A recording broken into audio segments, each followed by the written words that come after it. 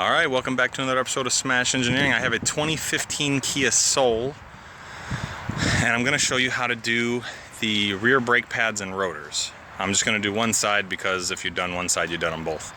But stay tuned, and we're going to get started on this. Thanks for watching.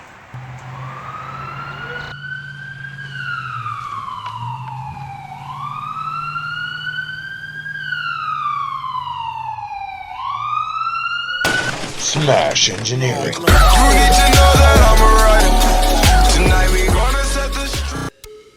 Alright, so obviously first things first, we're going to take the tire off.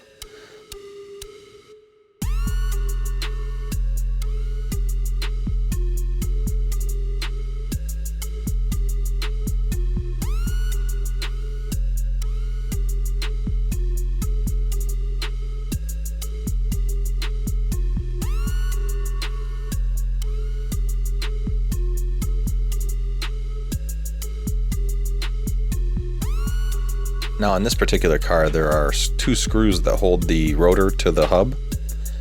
Those screws strip out very easily on the head because they're just like a Phillips. So I have an impact screwdriver, I guess you want to call it. And what you do is you set it to loosen. I believe it's always set to loosen. I don't know. I've never really messed with it. This is like the second time I've used it. But when you need it, it comes in handy. So you tap it with a dead blow, and it, while pushing forward, obviously from the force of the dead blow, it turns the screw in the loosening direction, the lefty-loosey there, and that keeps you from stripping them out. So that's a good little tip to have. It's a good tool to have for just about anything. I picked this one up at Harbor Freight. I don't remember exactly what I paid, but whatever it was worth it.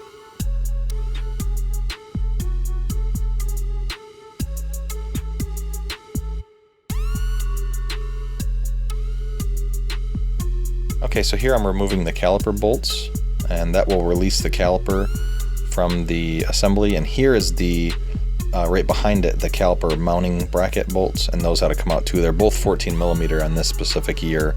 I'm not sure if that holds true for all the Kia Souls, but on this one, it's a 14.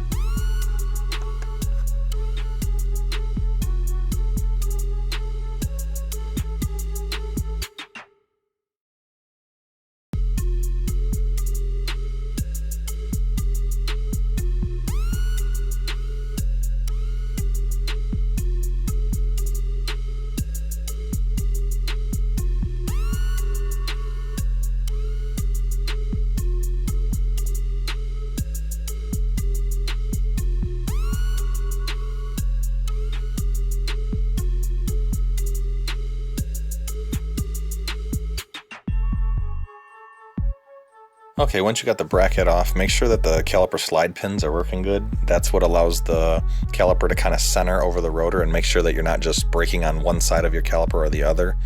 It'll cause an issue that you're about to see right here when I pull this rotor off.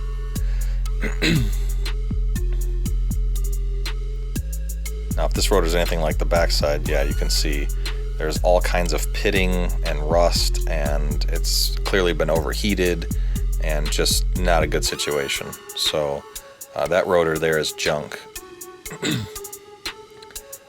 You can get rotors turned, but right now where I live with the coronavirus going on, it's better to just put new ones on there.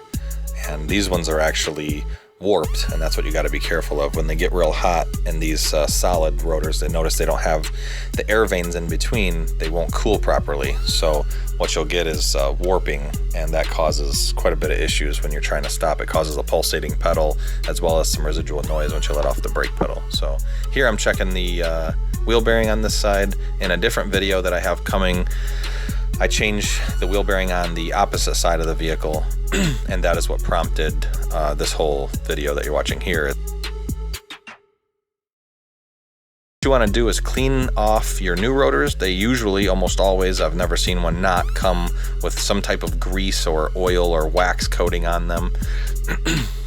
So you want to use some brake clean. Don't breathe this stuff in, it's bad. As you can see here in a second, the wind changed on me. The wind was going away and the wind changes, so I cover my face with my shirt just to try to help not get a full breath of that.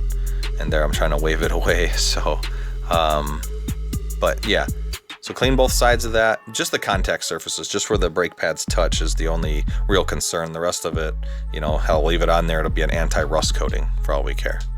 So we're gonna put this back on. I'm gonna anti-seize all the bolts.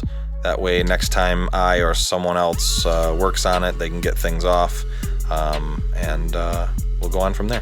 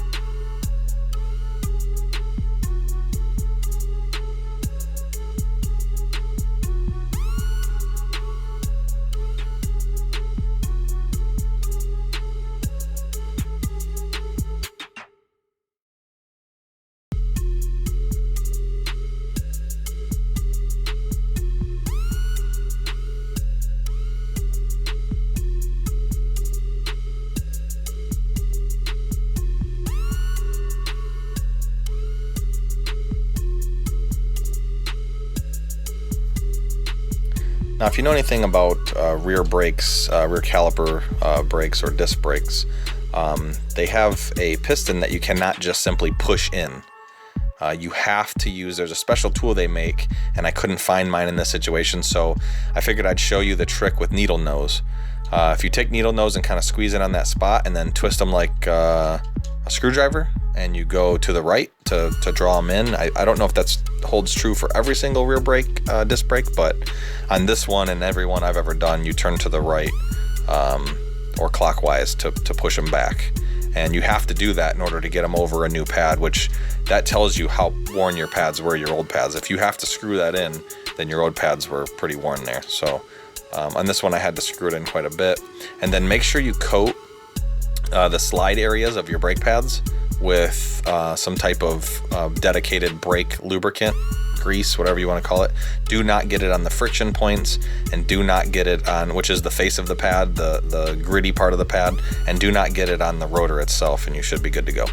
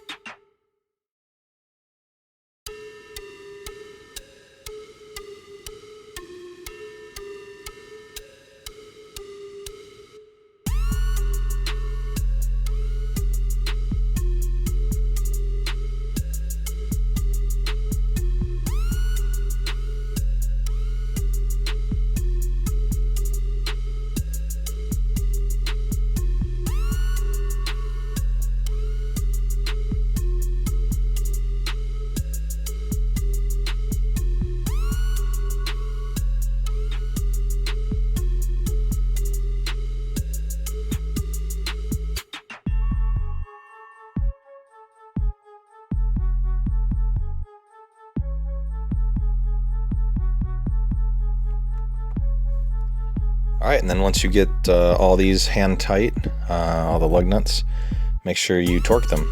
I know a lot of people don't. I like to. It's not my vehicle, so I want to make sure that it's done correctly.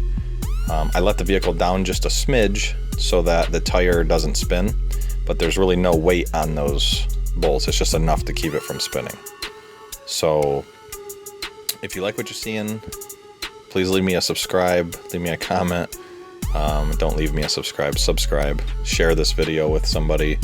I know times are tough right now. I'm trying to put out some normal stuff because, I don't know, it's just, it feels like things are starting to get better, but I mean, they're talking about like a second wave and all that Java, so, you know, hopefully, wherever you are watching this, hopefully, it finds you well.